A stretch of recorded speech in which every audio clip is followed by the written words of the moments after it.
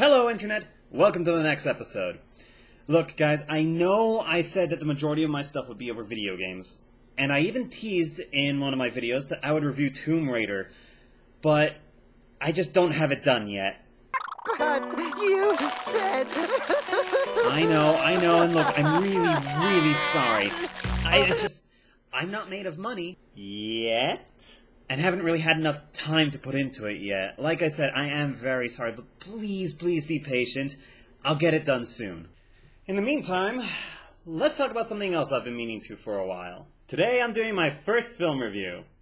The subject for this time is the animated feature, Ponyo. Ponyo, Ponyo, Ponyo, fishy in the sea. Tiny little fishy. Oh boy, where do I begin with this one? Ponyo, everyone! Miyazaki's Little Mermaid-inspired tale, loved and lauded by everyone. Except me. A nostalgia critic. Frankly, this movie left me very disappointed. Oh, you just dislike anime. Not at all, I love anime! Aha! Then you're just not familiar with Miyazaki's works. No, I am. I am very familiar with Miyazaki's works. And in fact, I think that's the problem. I have come to expect greatness and fantastical stuff with every movie of his, and have built a certain level of expectation from it. And this one, to me, just didn't make it. It fell very short, in fact. But before you rage quit, just hear me out. This movie just didn't feel like his other movies. And everyone seemed afraid to admit it. They just had to praise it, cause, well, he's a great director. Everything he makes must be gold! Right? Right? Not necessarily. Good directors can make bad movies. Ahem. Ahem. Ahem. Just because a director has a slip-up, or just doesn't deliver the excellence we've come to expect, does not detract from their earlier works. Nor does it mean that they can't make more good things. Though it does sometimes show a decline in their abilities. And everyone seemed afraid to look at this Miyazaki work as anything less than his usual mastery. But I'm afraid I disagree. Let's look at a few points together, shall we, on why I feel this film is just underwhelming. The thing that makes a review about this movie so difficult is that it's so similar to The Little Mermaid. You've seen The Little Mermaid, you've seen this. Girl falls in love with a boy at the surface. She gets to the surface. She kinda fucks up the whole world while doing so. They have happy fun times together. True love proclaimed. And that's about it. Then credits roll. They never really show if they fix the world or not. There's not much else that can be said about the narrative of the story, so let's just move on to the points why I'm really not a big fan of it. First off, the visual aesthetic takes a dive. Ponyo alone looks fine. Not amazing, but not awful. But compared to his many other works...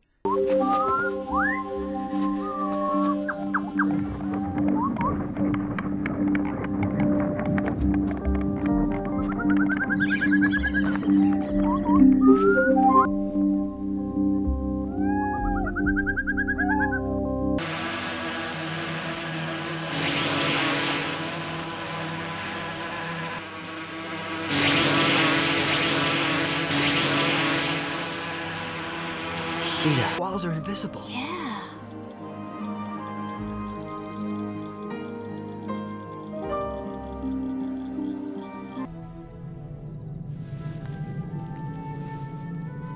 Your crystal dagger. Kaya, I can't take this.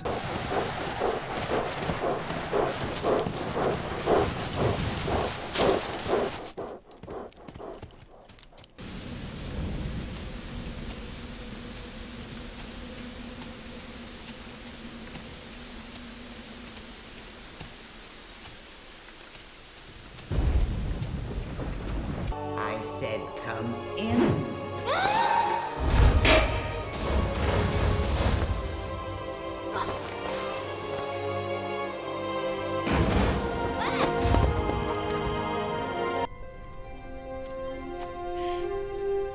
Follow me.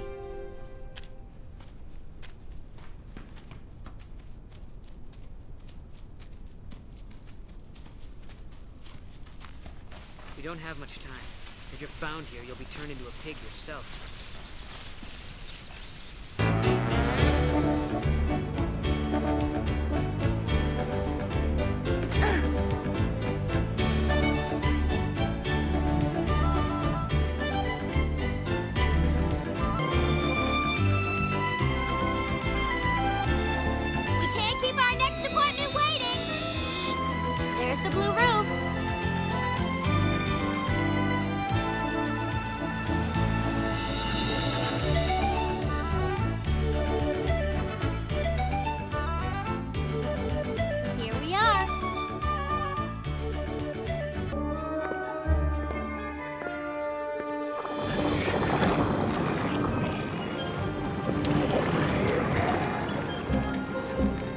Sorry, looks like you're involved.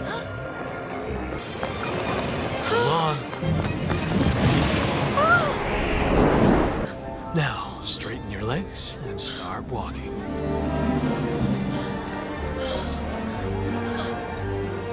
See? Not so hard, is it?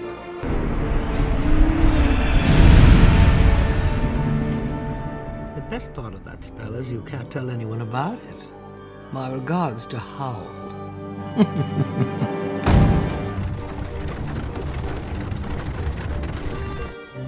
Crazy if you do this, Grandma. There's nothing but witches and wizards out there. Thank you. I'll keep that in mind. She's going to the waste by herself? She says she's looking for her younger sister.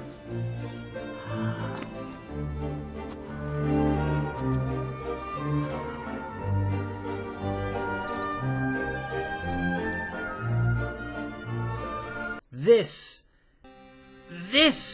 just feels basic. The lack of detailed shading, the simpler color palette, it just feels less to me. It looks like a child's drawing. And maybe that's what he was trying to do. Have a simpler palette for a simple story. Make it look like it's a kid's drawing, as it's a kid's story. And that may have worked, if it wasn't the successor to Howl's Moving Castle. Look at these shots! Look at this detail! Look at this design!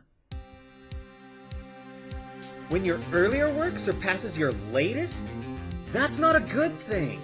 When it's such a sudden shift for no readily apparent reason, it feels like you got lazy, and that is the last thing you want. It's as if Pixar would have gone from WALL-E quality visuals to friggin' Toy Story 1! Just because! It's as if you go from this to this. This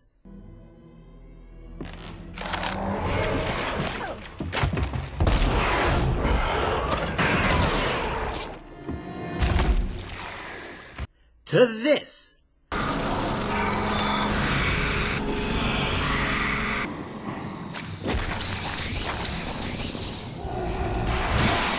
This to this.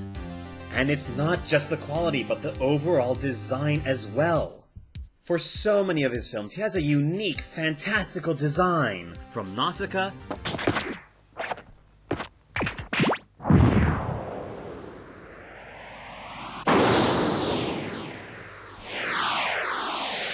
to Mononoke, Ready? And fire!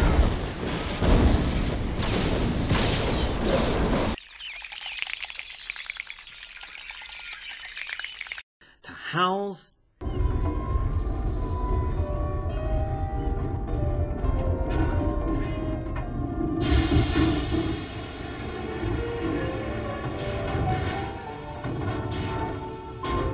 he has at least an air of fantasy. But Ponyo, except for a few scenes, feels plain. Next are the characters. Man, the characters. I don't like kids, but it doesn't mean there aren't good ways to do kids or children. But the kids in this movie just had nothing going for them. Sosuke is just a plain, regular kid. I mean, sure, he's not annoying, but he's not interesting or engaging either. And, well, Ponyo... Ham! Careful, it's hot! Sosuke! Sosuke! Sosuke! Sosuke! Sosuke! Sosuke! Enough! Slightly less than perfect. Oh, I just spent a little bit of time on the surface. Must be true love. BRB, gonna flood the world now!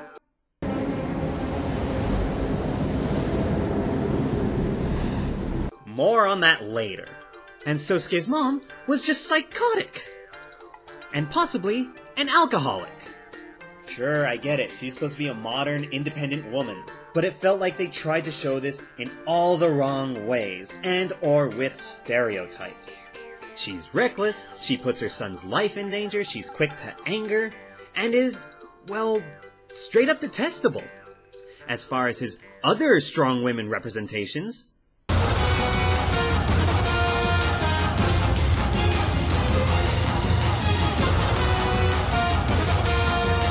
she falls way behind. She gets so enraged at her husband's call to his job. I caught a second run, so I have to take it. I won't be home tonight. I'll signal you when we pass. What? Too many in a row, Koichi. Let someone else take it. Go ahead, abandon your wife and child up here on a cliff all alone. Ugh, jerk! That she has to have her kid cheer her up.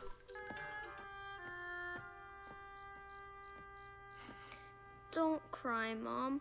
When your kid's taking care of the parent, that is an unhealthy relationship, folks.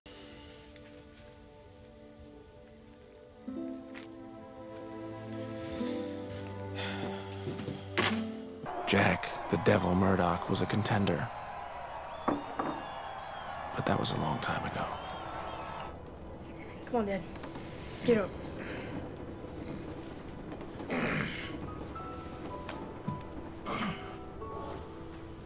Who won? Colan. Yeah. I beat him, you know. I know, Dad. TKO. That's right, Maddie, you remember? And Ponyo's dad seems to be a fun character, but he was given so little screen time that we never really got to see much of it.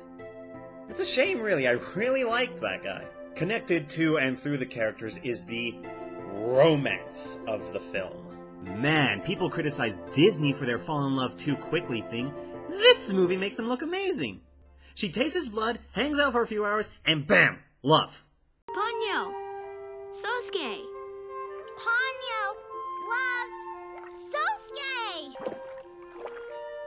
I will love you too. Ponyo loves Sosuke! What? Fucking what? That's our basis here? Friggin' blood sacrifice and half a day? That's beyond creepy. Well, sure, some might say, they're kids, they're quick to love. Well, that'd make sense if they treated it like childish love. But by the end of the movie, it's supposedly some kind of love to save the world. Could you love her if she moved between two worlds? I love all the Ponyos. It's a big responsibility, but I really love her. To become human, you must choose to abandon magic. Can you do that? Everyone, the balance of nature is restored. Life begins again. Oh, come on! You can't have that kind of groundbreaking, earth-shattering love for children! They're kids! Like 4 years old or something! You'd fall in love with a bucket if you slapped a face on it and let him spend enough time with it. And for its unbelievable inception, aforementioned blood in just a few hours. Hell, this is almost making Twilight look better. Almost. This is just treated wrong. I mean, they're 4. Come on. Are we really supposed to be they'll love each other forever and ever and never change their mind? Feh, I say. Feh! Aside from the visual aesthetic and lack of good driving characters, and also literally good driving characters. Excuse us. Please wait.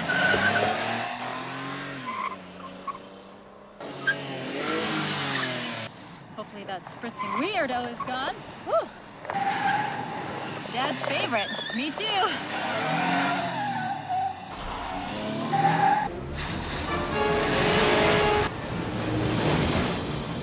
Hold on, kiddo. Hold on.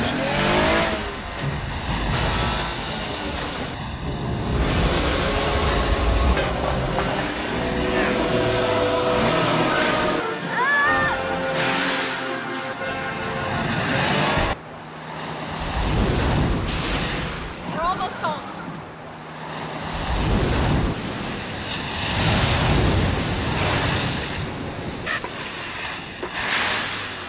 This just didn't feel like a Miyazaki film. Either his movies tend to have fantasy abounds, or pretty heavy, real-life parallels. Be it war and nuclear weapons, or environmental messages about balance and understanding. This one? Not so much. We see a brief mention of the environment near the beginning, and that's it. What do you know about humans, Brunhilde? They spoil the sea. They treat your home like they're empty black souls. And then it's, yay, kid love story, har har! This makes either this one scene grossly out of place for a kid's romp, or the rest of the movie sidetracked by the wrong story. I mean, they flood the world. Do you have any idea how much this would pollute waters further? And again, we see half mention of these deeper concepts. Was this some sort of message about humans' interference with nature? Ah, yes.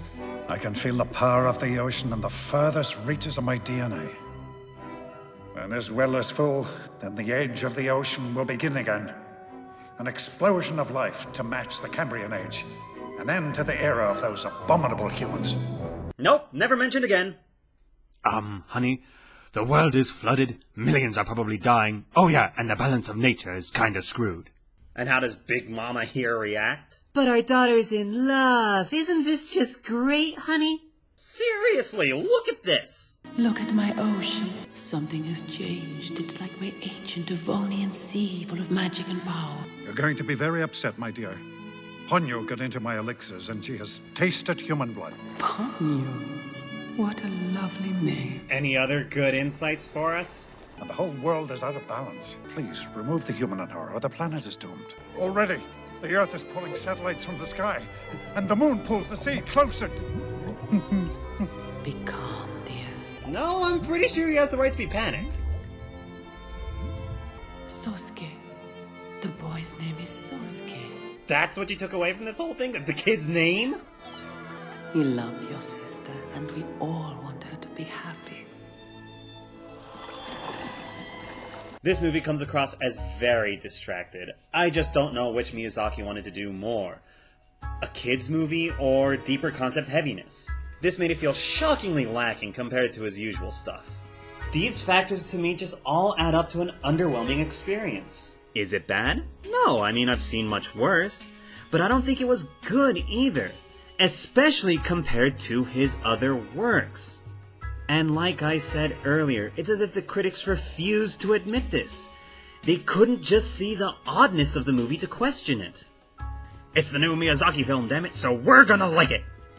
And this very overhyped nature is what bothers me. They sit there saying, Miyazaki's genius cannot be questioned! Yes, it can, guys. This movie has vast socio-political, economic, and environmental discourse and effect! Not really. It was an unfocused kids' romp. Sort of. The movie's bizarre, it's unfocused, the palette is bland, the characters are just... blech! It's just not that impressive. And it's sad to me. Diverse opinions are quelled, just crushed, and claims that they are not able to see what it's really about. It reminds me of the Emperor's New Clothes. There's this great thing only they can see, and all others are unknowledged fools. In their blind rush to love and praise a current visionary's most recent film, they make dorks of themselves, and silence all opposition, when really, there's nothing there. Well, that took a somber tone. Here's a picture of a ferret to make you feel better. And like I've said before, guys, these are just my opinions. I just don't like overhyped things that aren't justified. And like to try and bring light to my perspective, at least. Please at least understand and respect that. Do you disagree? That's great. Let me know how or why below in the comments. It is your opinion, you are entitled to it, and I love you no matter what. Remember, it is diversity that which makes us great. I'm the Lightning Rod, and I'll see you guys next time I strike.